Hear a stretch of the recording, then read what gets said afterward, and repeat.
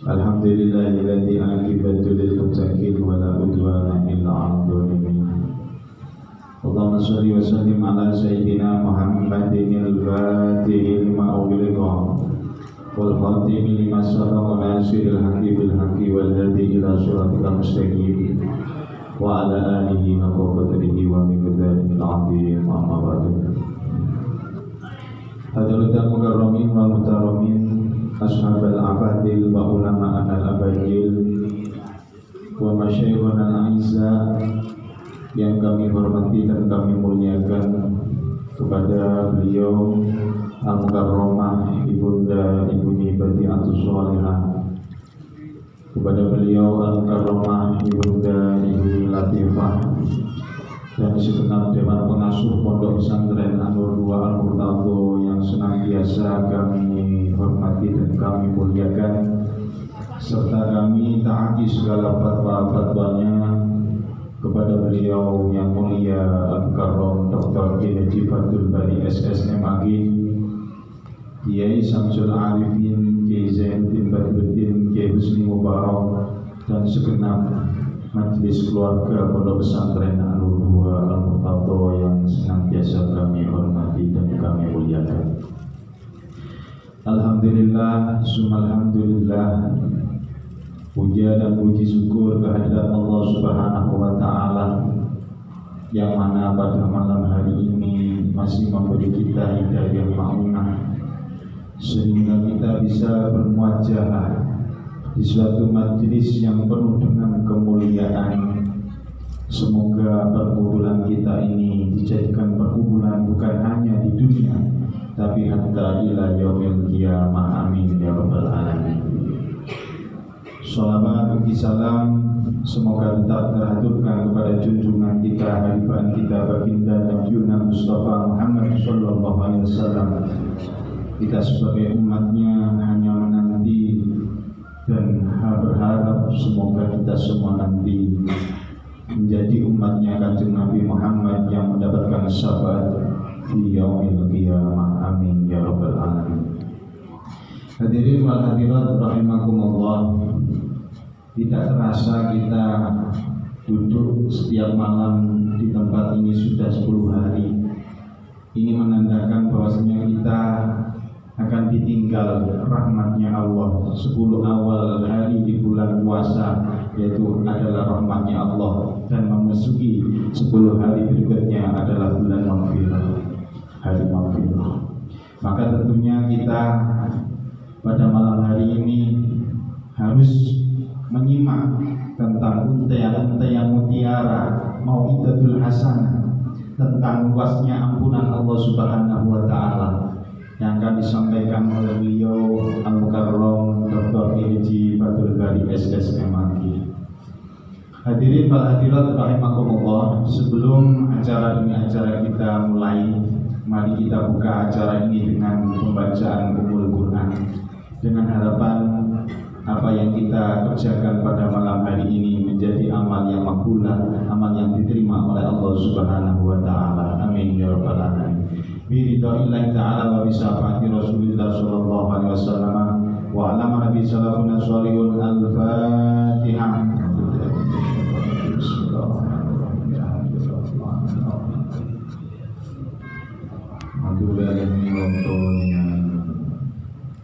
Meneruskan acara yang kedua, yakni untayan mutiara Mau'idatul Hasanah, yang akan langsung disampaikan oleh beliau Al-Mukarram Dr. Haji Fathul SSMAG.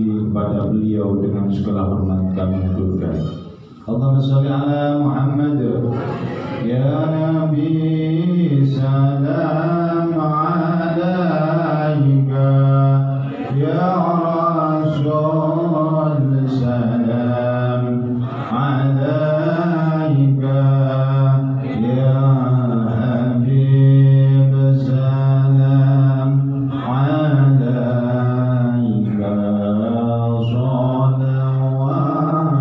salawatullah alaika.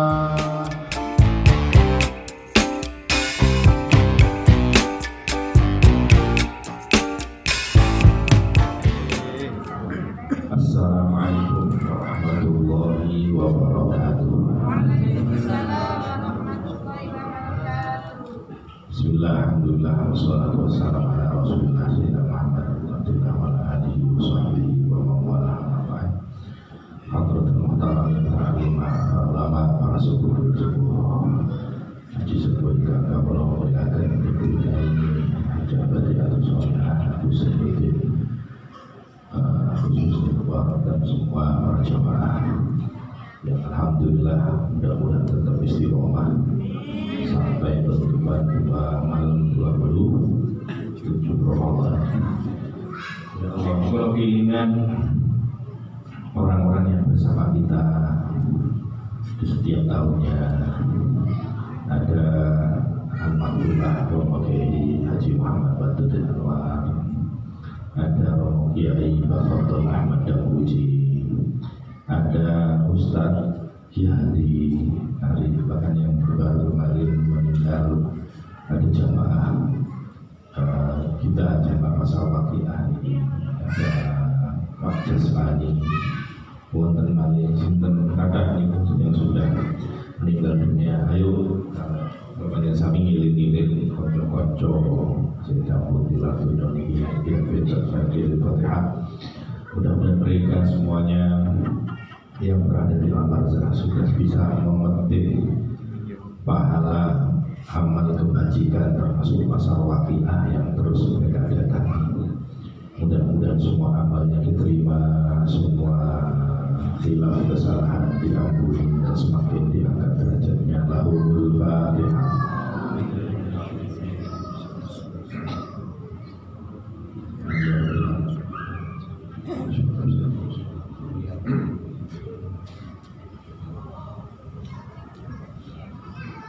Ya Allah, merawuh kula ningali panjenengan niku.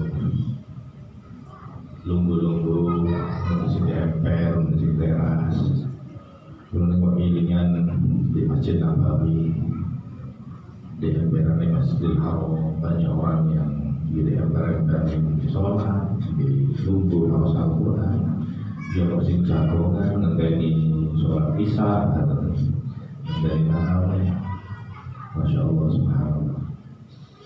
Buka niki kulo kilingan yang kabeh ditakdirin saking Indonesia. Para bapak sekalian yang dirahmati Allah Subhanahu wa taala, pada malam ini kita akan membahas tentang betapa luasnya ampunan Allah Subhanahu wa taala. Maghfirah Allah Subhanahu wa taala. Tarawih kami beliau dipun mulai dengan Allah Subhanahu wa taala. Kata maghfirah yang berarti ampunan. Maghfirah ini bukan hanya sekedar ampunan dosa, tapi makna lain. Bahkan asal makna dari kata maghfirah itu adalah menutupi, satar, menutupi. Karena segala sesuatu yang di dunia ini sebetulnya tidak ada yang hilang. Semua tetap ada, tapi tidak kelihatan karena ketutupan. Kalau orang sepeda motor hilang di colong maling, hilang, jadi nggak hilang, tetap ono, gitu ada, cuma ketutupan, ngaling-ngalingan nanti nggak ketemu. Bahkan kalau kita makan nasi, masuk ke dalam perut, keluar, itu cuma berubah saja, tapi zatnya ya tetap. Artinya tidak ada yang hilang, semuanya ada. Cuma malih rupa, ngomong rokokan, jadi asal.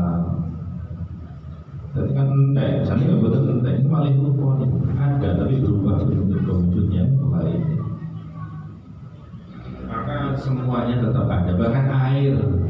Kita mau air minum, dibuang jadi air sendiri, tetap jadi air. Orang mandi, air terus air. Jadi jumlah air itu tidak pernah tambah, tidak pernah kurang. Cuma mutar, ketutupan, tidak ketemu. Maka sama dengan dosa-dosa kita, sebetulnya tetap ada. Mau disembunyikan kayak apa tetap ada. Tapi kalau kita yang menyembunyikan pasti ketemu. Tapi kalau Allah yang menyembunyikan, Allah yang menutupi, karena Allah yang menghisab, maka itulah makna maghfirah, ampunan dari Allah Subhanahu wa taala. Orang yang ini ada satu contoh. Wong ganteng, wong ayu, sehingga ganteng ayu itu kulite. Terus apa bos? Ono wong ayu apa yo? Lek kulite bilang tadi. Padahal jam 12 bengi, jangan apa kira merayu. Ini duduk malu soal itu genderuwo. Maka orang cantik, orang ganteng itu tipis karena bedanya hanya ada pada kulit, dan kulit itu tipis kan, tipis. Ya Allah. Dan kulit manusia itu murah. Maka jangan bangga dengan ganteng, dengan cantik. Begitu saya lihat sekarang kasusnya pejabat korupsi ini, Masya Allah. Di ono tas yang disoroti itu ada istrinya pejabat, mereknya Hermes. Masya Allah. Berapa harganya? 1 miliar. Itu dari kulit apa namanya buaya. Kulit buaya 1 miliar. Berarti larangan kulit buaya ketimbang kulitnya bedong. Masya Allah. Tapi saja tidak ada yang patut dibanggakan dari diri kita. Kalah. Begitu juga perut kita ada tutupnya. Seandainya perut kita di model mesin cuci 1 pintu, kalau kocornya, apa yang kelihatan? Kotorannya yang kelihatan.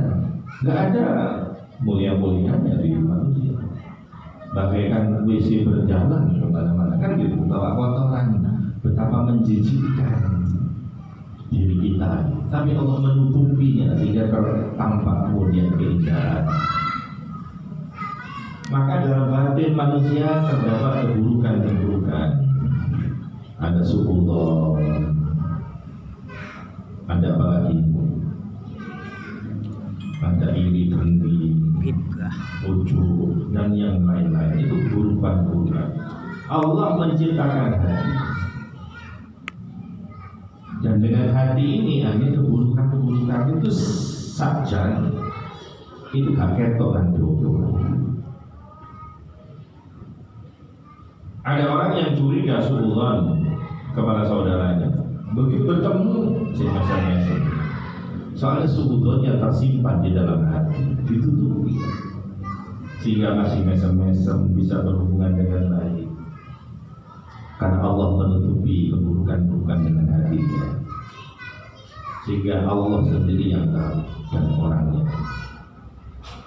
Dengan demikian maka permusuhan, pertengkaran tidak itu dihindarkan antara manusia satu dengan yang lain. Seandainya orang itu tidak punya hati, begitu suudzon langsung ditulis di kakinya.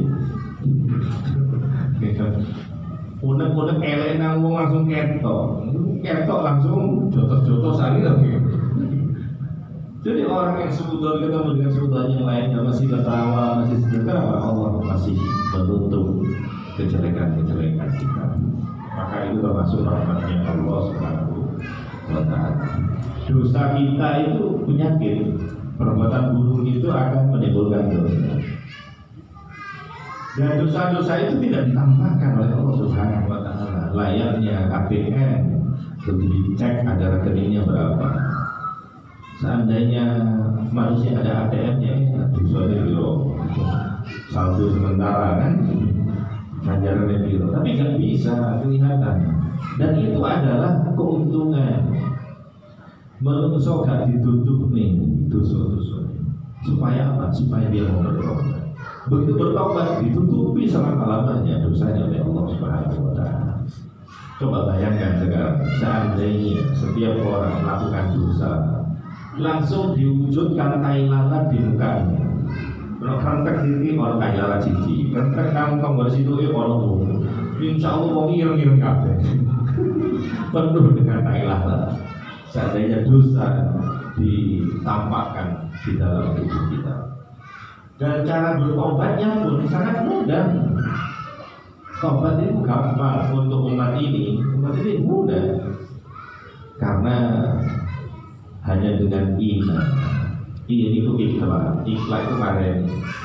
Jadi ikhlas oleh dosa berhenti dari dosa. kemudian nadama itu menyesali dia telah melakukan maksiat, kemudian al-azmu ala alla yaum, dia berazam, berniat tidak melakukannya lagi di kemudian hari, itu namanya taubat. Lek wong gak mandek tapi istighfar, maksiate mandek tapi istighfar, itu jenenge gak taubat. Ono wong ngombe khamr sambil sempoyongan astagfirullah, ngombe astagfirullah sambil nyekek-nyekek, itu malah menghina. Ada orang mau zina, datang ke organisasi, mau berhubungan sama PSK-nya, baca ayat kursi dulu. Itu nggak tahu berarti mana dosa nih, malaikat apa gemes namanya. Jadi taubat besarnya harus marah bisa menghentikan dosanya, baru kemudian menyesal, kemudian dia tidak mengulangi. Dia berniat tidak akan mengulang lagi. Setelah orang aku saya ditobat, aku ini kakak dia mabuk-mabukan, itu kayak itu nggak tobat, itu namanya tobat. Kali tobat langsung kuman. Jadi kalau mau tobat sungguhan. Ada seorang Pak Haji yang temannya mabuk-mabukan. Pak Haji, nama dong, tak apa namanya? Kita mabuk-mabukan, astagfirullah, dosa. Gratis Pak Haji, alhamdulillah. Itu gak tobat. Jadi tobat yang sebenar-benarnya. Dan kalau bertobat, kita harus optimis. Seberapapun dosa kita besar kayak apa, ingatlah ampun Allah lebih besar dari dosa apapun yang dilakukan oleh manusia. Seluas apapun dosa kita, ingatlah maghfirah Allah jauh lebih luas dari dosa-dosa kita. Dalam hadis yang diriwayatkan oleh Imam Tirmidzi dari Anas bin Malik, baginda Rasulullah SAW bersabda, Allah Subhanahu wa taala berfirman dalam hadis qudsi, ya bani Adam, wahai manusia, innaka ma da'autani wa rajautani wa fardulak ala ma kana fika wa la terus selagi alammu dungu nanaku, jaluk nanaku, ngar ampunanku, tak sepuluh dosa. Aku gak peduli sebesar apapun dosamu, baik sampai si percaya nang Gusti Allah, si ngar ampunan Gusti Allah, dan Gusti Allah disepuluh. Gak peduli, kiri ke kita sepuluh. Ini Gusti Allah benar.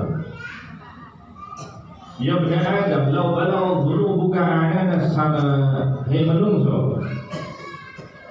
Kalau dosamu itu buahnya numpuk saking teko akeh sampai judul langit misalnya. Kau gak bayang judul langit itu sak piro. Dulu kalau ini kan numpak pesawat. Numpak pesawat itu di judul awan. Jadi kalau ada hujan, pesawat itu ada di atasnya hujan. Kan awan menurunkan hujan itu di atas. Dulu oleh yang dulu gak ketemu dia, langit itu sih kan. Langit, ya langit ini ketok. Ono wong ngumpul iki judul langit-langit, tapi gak ono ceritane wong nyundul langit. Gatot kaca ngumpul akhir apa roto apa sundul langit. Gak ono ceritane pesawat roto gara-gara sundul. Terus sapi roh dukure langit. Bapak Ibu sekalian yang dirahmati Allah Subhanahu wa taala, maka untuk menggambarkan betapa luasnya ampunan Allah Subhanahu wa taala, berdasar hadis tadi, seandainya dosamu sampai sundul langit, emang langit itu sapi roh dukure, luasnya seberapa? Kalau kita berbicara tentang langit, ini klaster galaksi, jadi gugusan galaksi terjauh di semesta ini berhasil ditemukan oleh NASA. Klaster itu bernama Cosmos salah merek Magicom. Cosmos Aztec 3. Ini ditemukan oleh para astronomi, ya para astronom. Ini jaraknya dari letak bumi itu 12,6 juta tahun, bukan kilometer, 12 juta tahun dari bumi. Juta tahun itu mengukur dengan jarak kecepatan cahaya. Kecepatan cahaya itu 300.000 km per detik. Per detik. Mobil yang paling kuat itu namanya Ferrari. Itu paling pol 300 km per jam. Tapi kalau cahaya matahari itu per detik 300.000, bukan 300 km, 300.000 km per detik. Satu detik itu menjangkau 300.000. Loh, kok masih membutuhkan waktu 12 juta tahun? Ini bukan apa namanya? Bukan langit. Ini mendeteksi seperti bintang-bintang itu namanya galaksi bintang-bintang yang terjauh. Itu ditemukan 12 juta tahun. Jadi ini belum mendeteksi ujungnya langit. Belum. Nah, sebagai satu gambaran nih, panjenengan biar lebih jelas. Ya opo boleh langit. Ini sing biru ini itu adalah bumi. Ada di tata surya ini ada planet-planet, ada planet bumi. Ada yang mirip-mirip besarnya itu bisa sondel-ondel. Saja belum benar ya. Niku planet Venus. Ada yang lebih kecil Mars, Mercury, Pluto. Kalau disandingkan dengan beberapa planet ini, bumi ini masih lumayan gede. Lah ternyata planet kan nggak hanya ini saja. Ada planet-planet yang lain. Ini coba, ini ada planet Jupiter, tapi tanpa X ya. Sana Jupiter X. Ada Saturnus, Uranus, Neptunus, dan kemudian kalau disandingkan dengan Jupiter, bumi itu yang saya kasih panah merah, itu besarnya segitu. Ini kalau harus disandingkan dengan planet yang lebih besar. Jadi ukurannya bumi itu dengan Uranus, wah, itu kecil, apalagi dengan Jupiter. Niku koyok-koyok bandingan semongko karo anggur. Kan udah gitu. Ini belum yang lainnya. Nah, kalau dibandingkan dengan yang lainnya apa ya? Matahari. Ini matahari. Yang kuning ini matahari. Sering. Jupiter yang tadi kita besar jadi kecil. Bahkan bumi itu berbanding hanya titik-titik saja. Bumi yang ada panah merah yang tadi kita lihat. Jadi bumi dibanding seringi matahari. Ini baru pengawalan. Orang yang tidak ngerti hakikatnya dikira seringi itu cilik seringi. Sesudah ekor. Nanti ekor ada. Kampung ekor. Tempe kemudian mana? Nggak tempe kan? Kemudian mana loh? Apa tadi? Tempe atau ekor? Seringi, gede atas mata ini dibanding dengan bumi. Tadi bumi itu kalau reptil, tapi seringi kayak semongko. Jadi nanti ada terjadi kiamat. Yang sangat repot, seringi dibenturkan ke situ aja sudah hancur ke sana terus. Kecil, ini sak bumi sak. Masya Allah. Terus sampai kalau ini kalau bumi jadi debu buminya, bagaimana rumah panjenengan yang dibanggakan, rumah megah, tingkat,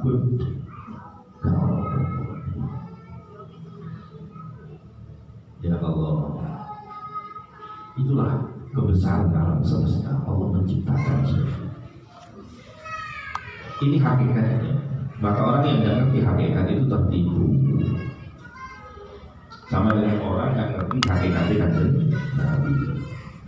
Dulu di zaman Nabi, ngenyek kan Nabi. Orang kafir dulu ya ngenyek, mencemooh orang dulu. Kenapa? Tak ngerti. Soalnya Kanjeng Nabi itu koyo srengenge.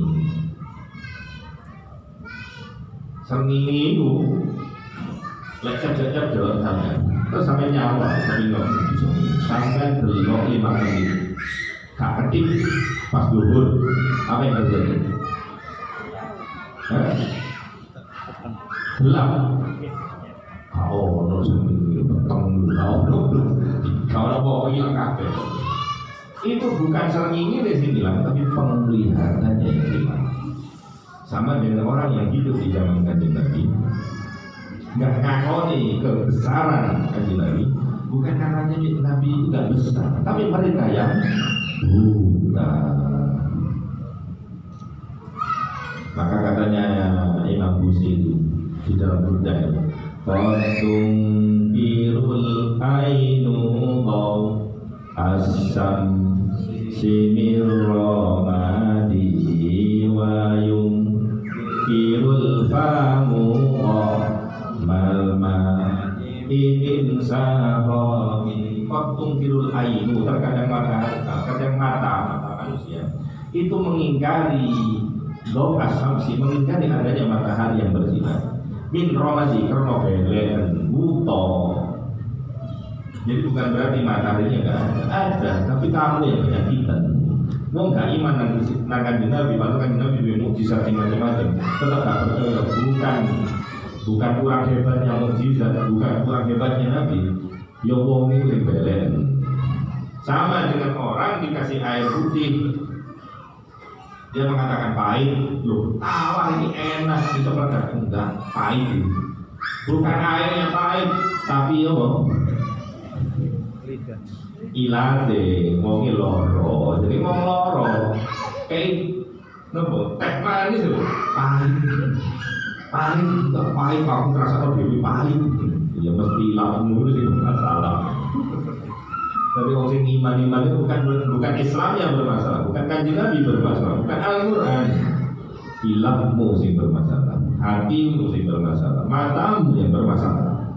Tidak bisa melihat terang benerannya agama Islam. Kalau enggak ada pun mulai dengan Subhanahu wa Ta'ala.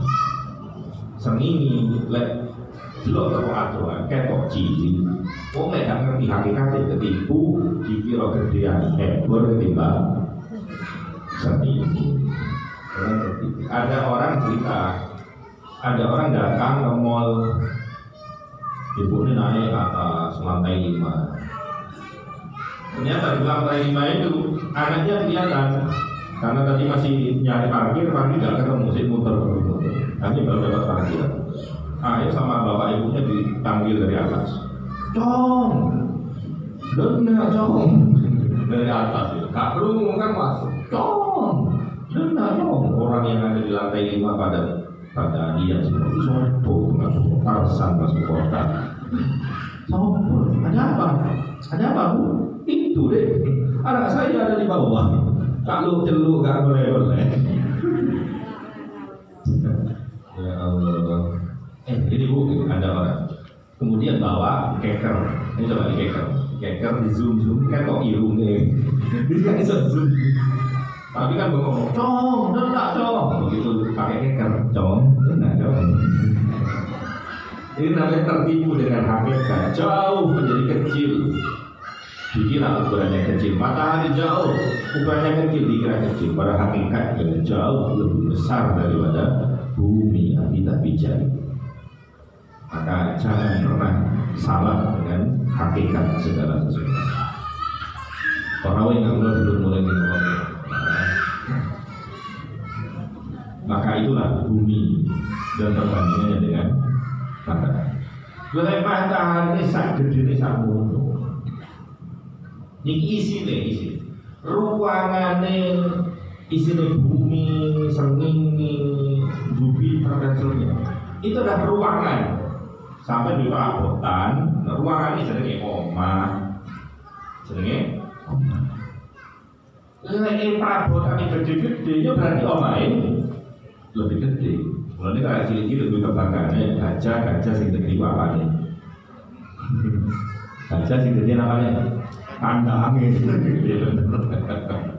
Tak gede-gede metenge yo sing gedean kandangnya kan. Jadi kalau matahari gede nih samonten beratusan kali lipatnya bumi, maka bagaimana dengan yang mewadahi? Nopo nih, langit alam semesta. Berapa besarnya langit? Dan Gusti Allah ini mau jauh. Belum so. Awakmu duit dosa ini gak tanggung-tanggung. Kau buat ditumpuk-tumpuk sampai jodoh langit. Terus sapi, dosa ini gede sampai jodoh.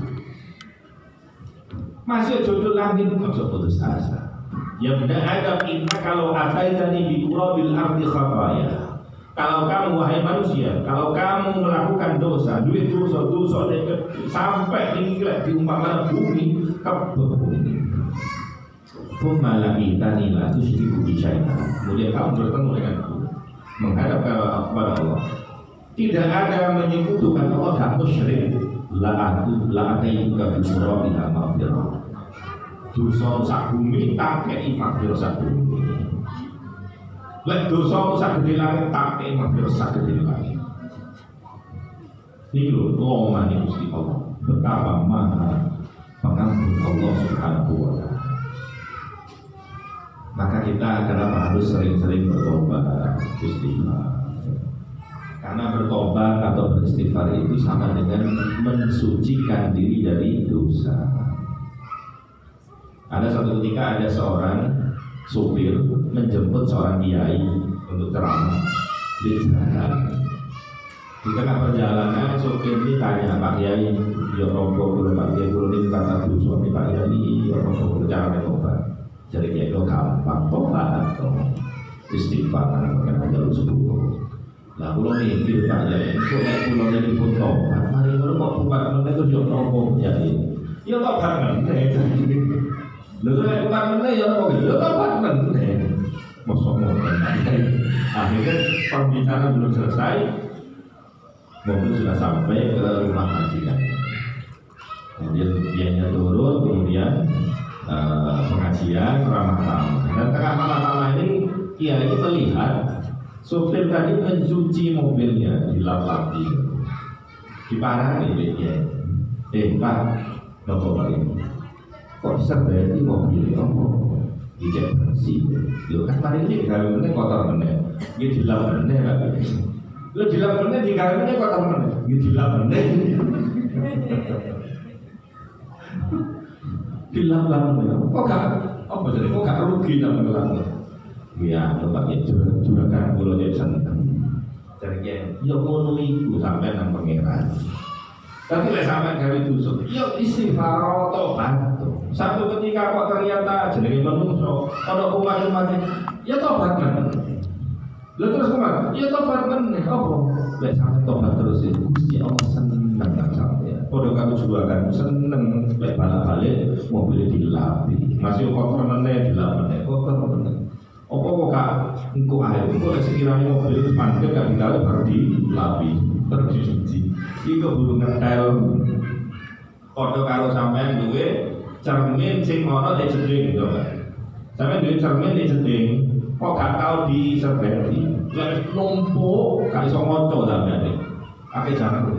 Lho kok sampeyan bersih kangelan. Utawa porselen sing di jeding. Apa porselen di jeding sampeyan niku kok kotor. Sementara di mall-mall itu mulus-mulus gitu. Soalnya di mall itu sampeyan mati gawe langsung dilap karo sampeyan. Wong metu dilap, sementara di omah sampai kadang setahun. Kalau betul dipercaya, kalau semua saya harus ditukokno obat sing keluar. Akhirnya apa? Porselen sing rusak. Hilang bener hilang, tapi sak porselen porselen hilang bisa. Nanti kudu terus continue beristighfar. Para ingat dulu sipun penyataan Allah. Di dalam hadis riwayat Muslim. Ini juga Allah menceritakan ada seorang hamba dia melakukan dosa. Kemudian dia beristighfar Allah maghfirli kami ya Allah kula nyuwun sepuro dosa-dosa Gusti. Maka Gusti Allah jawab adnaba abdi dzamba. Lo kawula Gusti itu iki kali dosa. Fa'ali ma'anna rabban yaghfiru dzamba. Dia tahu sadar bahwa Tuhannya itu mengampuni dosa, wa yakhudhu bid-dambi, dan akan juga memberikan siksaan karena dosa. Tsumma 'ada fa'adnaba, kemudian dia setelah tobat kemudian umat Allah kemudian tahu dia kemudian meminta maaf kepada Rabbi ighfirli Gusti kula nyuwun sepuro. Gusti Allah tahu tuh hamba Gusti itu ini nglakoni dosa, tapi ngono yo ngerti lho pangerane iki ngapura dosa. Mari tobat, summa ada balik meneh nglakoni dosa. Gusti Allah tahu mboten mandi. Oh, ngarep iki mari nglakoni dosa, tapi yo sak nglaksa berdedusi napa ngomong iki sing ngerti lek aku iki nyapura wong sing gawe dosa. Maka kemudian annal rabban yaghfiru dzamba yakhudhu bil dzambi ihmal masyita faqat wa fardu ya sakar wis tak sepuro Allah. Tapi wong lek terus istighfar tobat akan disepuro di Gusti Allah. Jangan pernah putus asa. Seberapa pun dosane sampeyan yakin maghfirah Allah lebih besar daripada dosa sing sampeyan lakoni. Orang yang nggak di rumah ini positif. Yang terakhir bahwa kita harus optimis, tobat kita diterima oleh Allah, dosa kita akan diampuni oleh Allah.